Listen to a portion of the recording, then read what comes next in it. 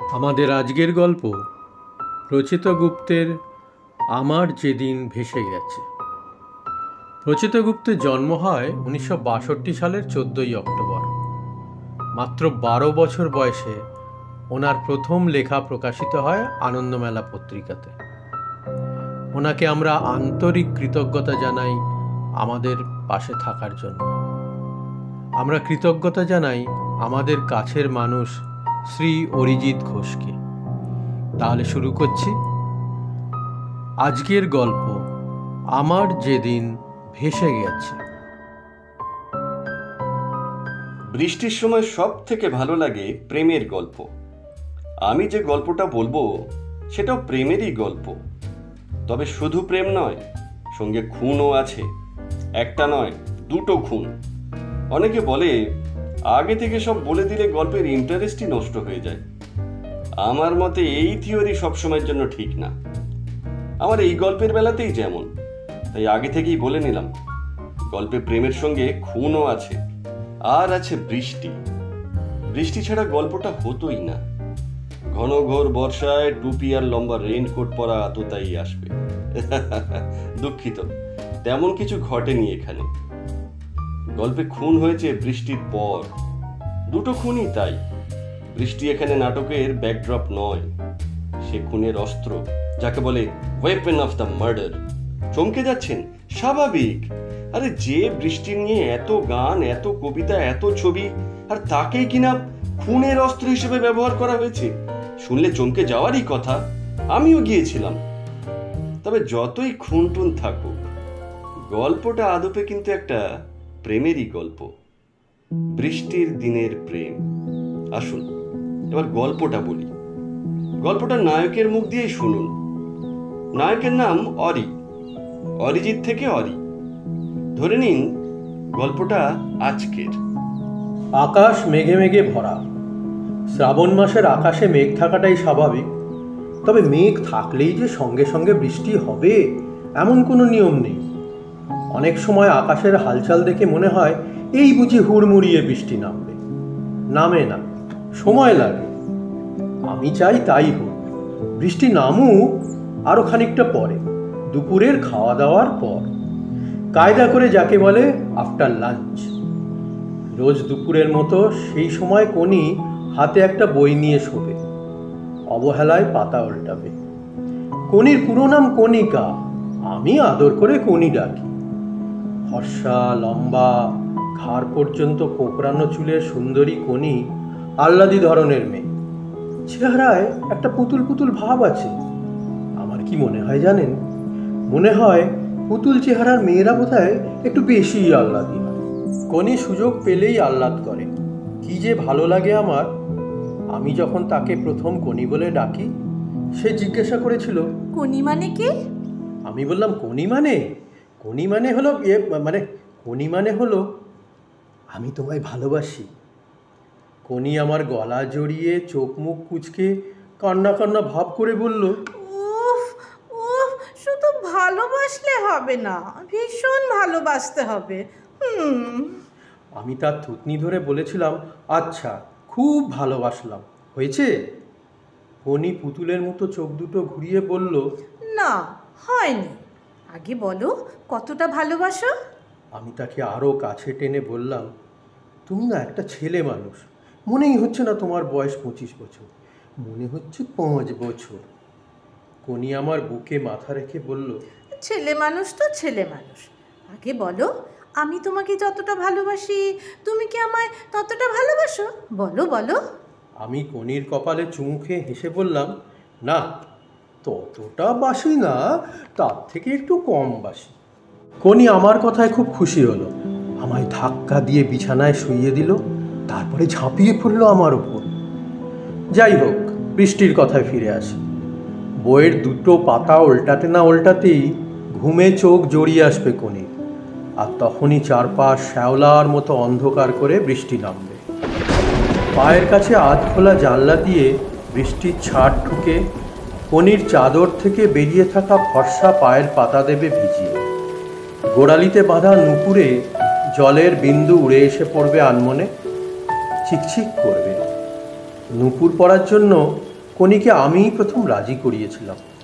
কনি, এই, আরে শোনো না, তোমার পা দুটো না খুব সুন্দর, নূপুর পরলে আরও সুন্দর লাগবে। ধুর, আজকাল মেয়েরা নূপুর পরে নাকি? ওসব ঠাকুমা দিদিমাদের আমলে হতো। না, তুমি পরবে, আমার জন্য পরবে প্লিজ। আচ্ছা, আমি নূপুর এনে দেবো।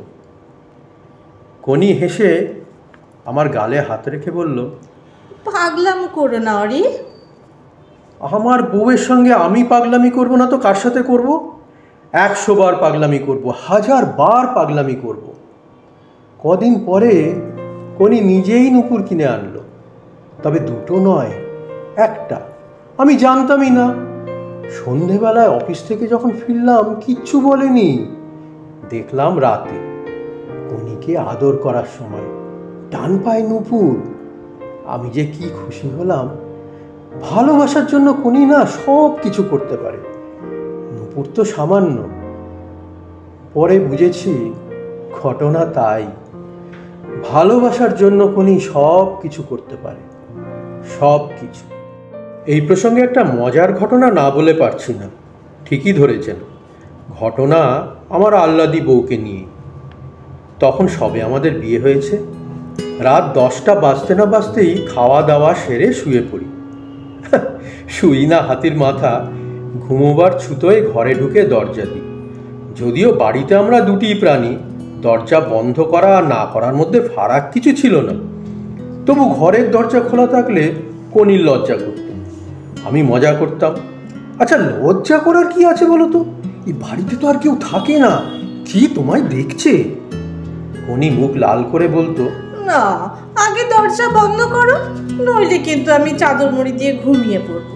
1000 ডাকাডাকি করলেও উঠবো না। না, এই আমি চাদর টানলাম। ওরে বাবা, ঠিক আছে ঠিক আছে ঠিক আছে, আমি দরজা দিয়ে দিচ্ছি। কিন্তু তোমার লজ্জার কারণটা তো বুঝলাম না কনি। আমাদের ভালোবাসাবাসী দৃশ্য উঁকি মেরে বাড়িতে কে দেখবে? ভূত। দেখো, বাড়িটা পুরনো হলেও ভূত যে নেই এই ব্যাপারে কিন্তু আমি নিশ্চিত। আর আমার মতো একজন ভূত অবিশ্বাসী মানুষের ধারের কাছেও যে ভূত আসবে না সেটা ঠিক। আর যদি বা আসেও, তাতে কি এসে যায়? ভূতে নরনারীর মিলন দেখলে অসুবিধা নেই, খুব বেশি হলে হিংসে করতে পারে। কথা শেষ করে আমি জোর গলায় হেসে উঠি। কনি আমার পিঠে কিল মারতে মারতে বলে, অসভ্য অসভ্য একটা। এই ফাঁকে আমার বাড়ির ব্যাপারটা একটু বলে নি। হাওড়া স্টেশন থেকে 1 ঘন্টা 20 মিনিটের লোকাল ট্রেনে আমার স্টেশন, আর সেখান থেকে 28 মিনিট গুটুর গুটুর করে স্কুটি চালিয়ে গেলে আমার বাড়ি। নামেই দোতলা, কিন্তু পারফেক্ট হিসাব করলে 1.25 তলা। দোতলায় একটা মাত্র ঘর, আর সেই কারণেই 1.25 তলা। সেই ঘরের পাশে ছড়ানো ন্যাড়া ছাদ, আর ঘর থেকে বেরোলেই ডান দিকে ছাদে যাওয়ার দরজা, আর সিঁড়ি দিয়ে উঠলে পড়বে বাঁ হাতে। বৃষ্টির জল আটকানোর জন্য ছাদের দরজার সামনে 6 ইঞ্চি উঁচু সিমেন্টের গাঁথনি। তবে গাঁথনির ভেতরেও চিড় খেয়েছে, তেড়ে বৃষ্টি হলে ছাদের জল উপচে পড়ে। সিমেন্টের চৌকাঠ লিক করে, সিঁড়ি ভাসিয়ে দেয়। তবে ন্যাড়া ছাদটা দারুণ, আর ওটাই আমার বাড়ির ইউএসপি। গাছে গাছে ঘেরা, মনে হবে পর্দা টাঙানো। কোনো কোনো পাগলা বাতাসে সন্ধেবেলা মাদুর পেতে বসলে মনে হয় বাতাস উড়িয়ে নিয়ে যেতে পারে। একটা গোপন কথা বলি, বিয়ের পর এক রাতে আমি আর কনি ছাদে প্রেম করছিলাম। একেবারে মাথা খারাপ হয়ে যাওয়া টাইপের প্রেম, দিক বেদিক ভুলে কাণ্ডজ্ঞান হারিয়ে। ভাগ্যিস আমাদের আশেপাশে কোনো বাড়ি নেই, নইলে একটা বিরাট কেলেঙ্কারি হতো। একটা সময় পর মনে হলো উড়ছি, তারা নক্ষত্র মেঘের পাশে উড়ে চলেছি, হাত বাড়ালেই তাদের ছুঁতে পারবো। কনি আমাকে তার ডান হাত মুঠো করে বলল, এই দেখো দেখো, এর মধ্যে একটা তারা আছে। কই দেখি দেখি। বইয়ে গেছে দেখাতে। আহারে, কি যে সব আনন্দের দিন। ছোটোখাটো মজা খুনসুটি ছেলে মানুষের জন্য অপেক্ষা করে থাকতাম। ন্যাড়া ছাদে পাঁচিল দেওয়ার কথা উঠেছে অনেকবার, কিন্তু শেষ পর্যন্ত আর হয়ে ওঠেনি। পাছে বাতাস আটকে যায়, পাছে রোদ জ্যোৎস্না আটকে পড়ে, এই ভয় সকলেই পিছিয়ে এসেছে। আমার ঠাকুরদা, টু আমি। ছাদ ন্যাড়াই থেকে গেছে দিনের পর দিন। দুঃখিত, আবার আপনারা কিন্তু ভুল করছেন। গল্পে ছাদের সাথে খুনের কোনো ডাইরেক্ট সম্পর্ক নেই। ছাদ থেকে কাউকে ধাক্কা মারা হয়নি। বাড়ি আমি উত্তরাধিকার সূত্রে পেয়েছি, পাকাপোক্ত চমৎকার বাড়ি, সামনে পিছনে অনেকটা জমি। এই বাড়ি ছেড়ে কলকাতা শহরের কোলাহলে থাকা আমার পক্ষে অসম্ভব। ওখানে অফিস করতে যাই তাই যথেষ্ট। আর গিয়ে খালি মনে হয় ধুলো, ধোঁয়া, চিৎকার, গাড়ির হর্ন, এসব থেকে কখন ছাড়া পাবো। বিয়ের পর বাড়ি দেখে কনিও খুব খুশি। সেও তো মফস্বলের মেয়ে, হই হট্টগোল মোটেই পছন্দ করে না। দোতলার বড় ঘরটা আমাদের বেডরুম। আমি বললাম, কনি, তোমায় একা থাকতে ভয় করবে না তো? এখনকার দিনে লোকজনকেই তো বেশি ভয়, তাছাড়া একা কোথায়, তুমি তো আছো। হ্যাঁ, কিন্তু আমি তো আর সবসময় থাকবো না। কনি তার চোখ দুটো তুলে অপার বিস্ময়ে জিজ্ঞেস করলো, ও মা, থাকবে না কেন? 10-12টা মেয়ে দেখার পর কনিকে আমার পছন্দ হওয়ার কারণ তার চোখ। এমন আলতো, নরম, ভালোবাসা ভরা চোখ আমি আগে কোনো মেয়ের দেখিনি। সত্যি কথা বলতে কি, মেয়ে দেখার সুযোগ আমার জীবনে খুব একটা হয়নি, ইচ্ছেও হয়নি। ছেলেদের মধ্যেই বড় হয়েছি, চাকরিও করি পুরুষ মানুষদের সাথে। মালিনীদি আমাদের সেকশনের একমাত্র ফিমেল স্টাফ। 2 বছর পরেই তার রিটায়ারমেন্ট। নিজের মতোই থাকি, প্রেমিকা, নায়িকা এই ধরনের কোনো স্বপ্নের জগতে কোনোদিনও ঢুকিনি। টুকটাক ম্যাগাজিন, সিনেমা পর্যন্ত যা আমার দৌড়। মানে ওই পাতি আলু ভাতে মার্কা পুরুষ বলতে যা বোঝায় আমিও ঠিক তাই। তাই যখন কনির সাথে প্রথম আমার দেখা হলো আর সে চোখ তুলে আমার দিকে তাকালো, আমার মনে হলো দীর্ঘ 25 বছর চোখ ভরা ভালোবাসা নিয়ে সে আমার জন্য অপেক্ষা করছিল। বেরিয়ে আসার পর ঘটক ছোকরাকে বললাম, শোনো, বিয়ের দিন ফাইনাল করো। ছোকরা আবার বেশি পাকা, বলল, আর একটু খোঁজ খবর নেবেন না স্যার? আমি বললাম, না, নেব না। ভেবে দেখুন, মেয়ে তো আর পালিয়ে যাচ্ছে না। আমি বিরক্ত হয়ে বললাম, পালানো না পালানোর কথা আসছে কেন? আমি কি জঙ্গলে শিকার করতে বেরিয়েছি? তোমাকে যা করতে বললাম করো তো। তাছাড়া খোঁজ নেওয়ার কি আছে? ভদ্র ঘরের মেয়ে, বিয়ে পাশ করেছে, আর দেখার কি আছে? না না, তুমি দেরি করো না। আমার কথায় ঘটক ছোকরা আবার হাসলো। হাসুক, এরা এরকমই। আমার বাবা মা নেই, আত্মীয় স্বজন অতি সামান্য, তাদের সাথে যোগাযোগও রাখি না। তাই ঘটকালির জন্য পেশাদার লোক ভাড়া করেছি। এখন অবশ্য কেউ কেউ বলবে, ছোকরার পরামর্শ সেদিন আপনার শোনা উচিত ছিল। প্রচুর মাথা ছিল। ওই ছেলে কি খবর নিয়ে বলতে পারতো যে কণিকা নামের আলতো নরম চোখের মেয়ের এক প্রেমিক আছে, আর সেই প্রেমিক আমার মতো আলু ভাতে মার্কা না, একেবারে শক্ত সমর্থ জেল খাটা গুন্ডা। আর সেই কারণেই মেয়ের বাবা মা তার বিয়ে ঠিক করেছে। পারতো বলতে, আর বললেই বা কি হতো? কনির প্রেমিক একটা কেন, 10টা থাকলেই বা আমার কি? বিয়ের পর আমি দেখেছি সে আমাকে খুবই ভালোবাসতো, একেবারে পাগলের মতো। এই মেয়ের প্রেমিক গুন্ডা না শ্রমিক নেতা, তাতে আমার কি আসে যায়? কনির গুন্ডা প্রেমিক কিন্তু কোনো খুনটুনের মধ্যে যায়নি। ঘটনা ঘটেছে ভিন্ন। যাক, আমার বাড়িতে থাকা নিয়ে কনির প্রশ্ন শুনে আমি তো হেসেই বাঁচি না। মেয়েটা চায় কি? বিয়ের পর অফিস ছুটি নিয়ে বাড়িতে বসে থাকি? আমি বললাম, বাহ, আমি কাজে যাব না? পুতুল মেয়ে কনি হাই তুলে বাঁ হাতে চেটো দিয়ে তুলতুলে ঠোঁট মুছল, আধখানা চোখ খুলে আর আধখানা বুঝে বলল, ও, তাতে কি হয়েছে? অফিসে গেলে তুমি বুঝে আমার কাছে থাকো না? সব সময় তুমি আমার এখানে সব সময় থাকবে। বলে ডান হাত দিয়ে বুকের ঠিক মাঝখানটা দেখালো কনি। আমার মনে পড়ে সেদিন জুতো টুতো পরে বেরোনোর জন্য তৈরি হবার পরেও আর অফিস যায়নি। প্রথম দিনই কনিকে বাড়ি ঘুরিয়ে দেখালাম। বললাম, কি বাড়ি পছন্দ হয়েছে? কনি ঘাড় কাত করে বলল, খুব পছন্দ হয়েছে। আমি তো মোটে 1.5 কামরার ফ্ল্যাটে থাকতাম, তবে 2-1টা জিনিস বদলাতে হবে। 2তলায় উঠবার সিঁড়িটা কেমন যেন খাড়ায়, উঠতে ভয় করলো। মনে হলো পড়ে না যায়। এই এক ঝামেলা, বুঝলে? পুরনো বাড়ির সিঁড়ির স্টেপগুলো বড় হয়, আর এই সিঁড়ি দিয়ে পড়ে আমার মা একবার কোমর ভেঙেছিলেন। প্রথম প্রথম কিন্তু খুব সাবধানে ওঠানামা করবে, আলো জ্বেলে নেবে। চিন্তা করো না, বাড়ি আমি আস্তে আস্তে অনেক কিছু বদলে নেব। সত্যি সত্যি আমি বাড়িতে অনেক কাজ করালাম। ন্যাড়া ছাদে পাঁচিল দিলাম। মনির কথাতেই দিলাম, তার নাকি ভয় করে। তাছাড়া আজ বাদে কাল বাড়িতে বাচ্চা কাচ্চা এলে কি হবে? ছাদের এক কোণায় বাথরুম বানালাম, তার মাথায় জলের ট্যাঙ্ক বসালাম। কনির শাওয়ারে স্নান করার খুব শখ। বেডরুমে কনি নিজে দাঁড়িয়ে রং করালো। একতলার রান্নাঘরে টাইলস বসলো। গেস্ট রুম সাজানো হলো। কনি বলল, এখন থেকে বন্ধু বান্ধব আমার বাড়ির লোক কেউ এলে গেস্ট রুমে থাকবে, ওপরের বেডরুমে নট অ্যালাউড, ওখানে শুধু তুমি আর আমি। পরে জেনেছি গুন্ডা প্রেমিককেও ও ওপরে উঠতে দিত না। আমি অফিসে চলে গেলে সে এসে নিচে কনির সাথে থাকত। ওই দেখুন, বৃষ্টি শুরু হয়েছে, হুড়মুড়িয়ে নেমেছে। আহ, ঠিক যেমনটা চেয়েছিলাম। কনির দুপুরে খাওয়া দাওয়ার পর এবার ভেসে যাক সব। কনি মোবাইলে কার সঙ্গে যেন কথা বলছে। নিশ্চয়ই এই গুন্ডা ব্যাটাকে ধমকাচ্ছে মনে হচ্ছে। সে কি, আজও দেরি হবে কেন? উফ, বিজনেস বিজনেস আর বিজনেস।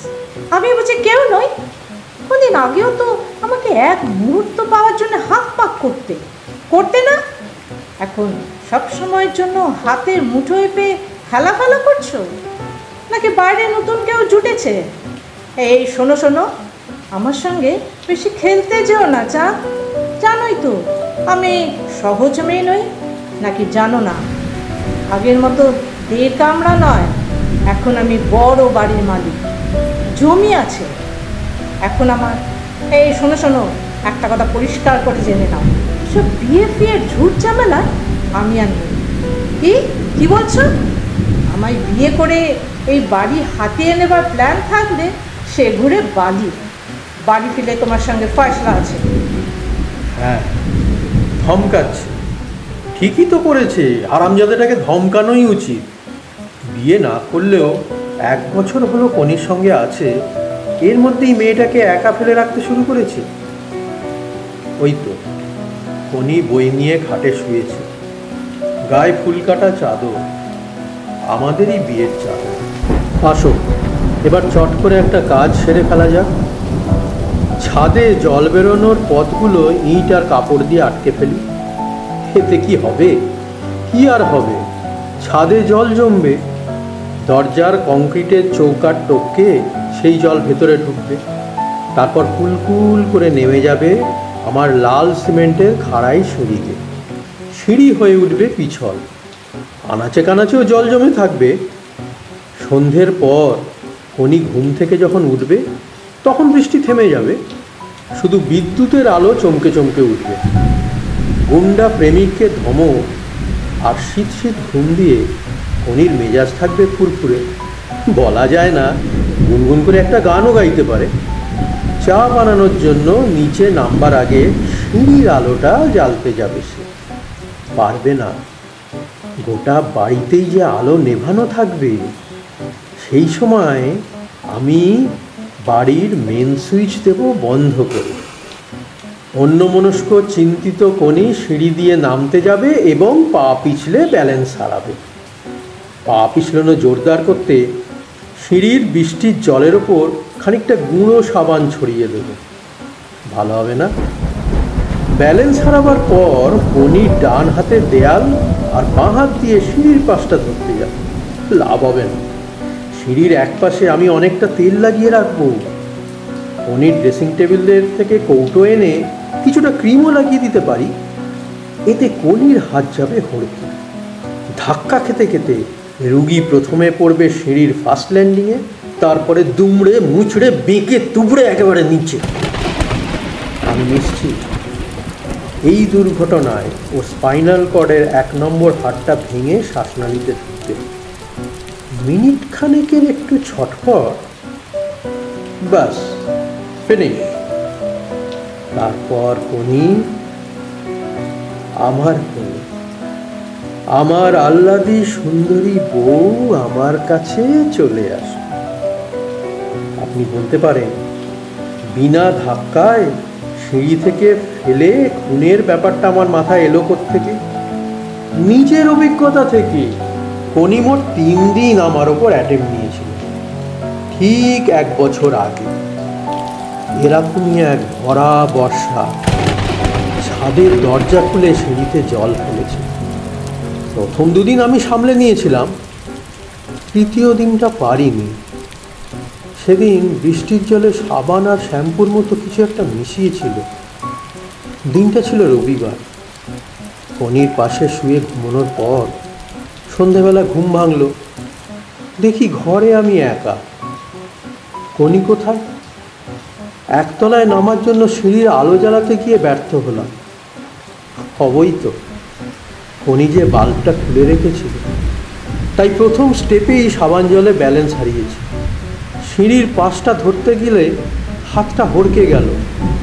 কোনি সম্ভবত সেখানে তেল বা শ্যাম্পু এরকম কিছু একটা ঢেলে রেখেছিল।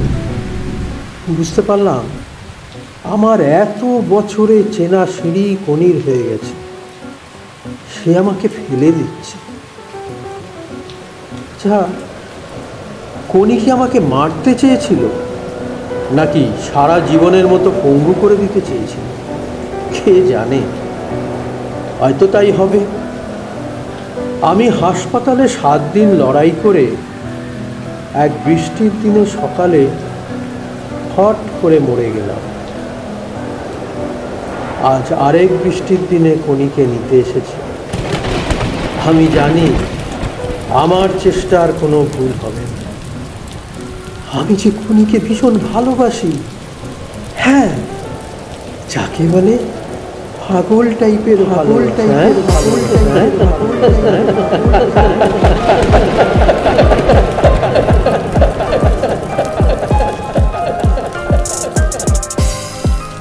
গল্পের কথক বিশ্বজিৎ মণ্ডল, পরী অম্লান ব্যানার্জি, কোনি গীতশ্রী মুখার্জি ও ঘটক তরুণ মিস্ত্রি, আবহ সুলগ্ন ব্যানার্জি। সমগ্র অনুষ্ঠানটির পরিচালনায় অম্লান ব্যানার্জি। Thanks for watching.